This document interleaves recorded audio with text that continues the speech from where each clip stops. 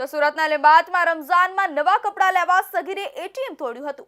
ઈદમાં નવા કપડાને સારું ખાઈ પી શકાય તેવા ઈરાદા સાથે લીંબાયતના 17 વર્ષીય સગીરે એટીએમ મશીન તોડવાની કોશિશ કરી હતી। તેમાં સફળતા તો મળી ન હતી, પરંતુ મશીનના કેશ ડિસ્પેન્સર અને પ્રેઝન્ટરની તોડફોડને કારણે 40,000નું નુકસાન પહોંચ્યું હતું। ઘટનાને પગલે લીંબાયત પોલીસ પણ ત્યાં દોડી ગઈ હતી।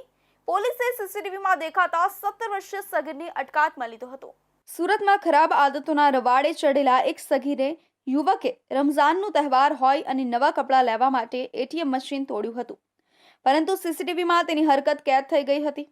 મજબૂરી માણસને ગમે તે કરાવે છે, ત્યારે સુરતમાં એક ચોંકાવનારી ઘટના બની છે। સુરતમાં એક સગીરે રમઝાનમાં નવા કપડાં લેવા એટીએમ મશીન તોડ્યું હતું, પરંતુ સફળ ન થતાં તે પકડાઈ ગયો હતો।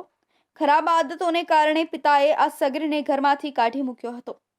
પ્રાપ્ત માહિતી અનુસાર સુરતના લીંબાયત વિસ્તારમાં ઘટના બની હતી।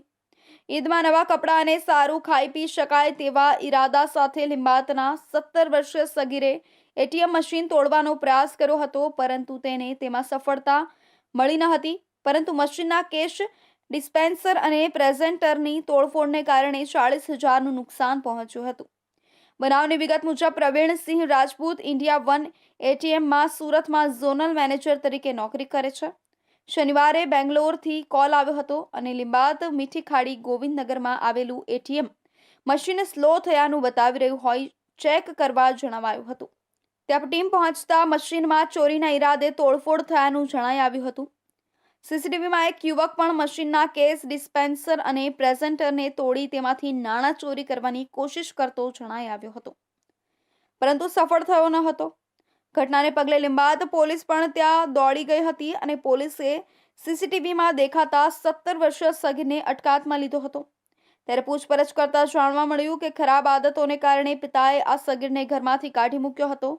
નજીકના દિવસોમાં ઈદ હોય તે વખતે નવા કપડાં પહેરી શકાય તે માટે મોટો હાથ મારવાના ઈરાદે એટીએમ મશીન પર હાથ અજમાવ્યો હતો।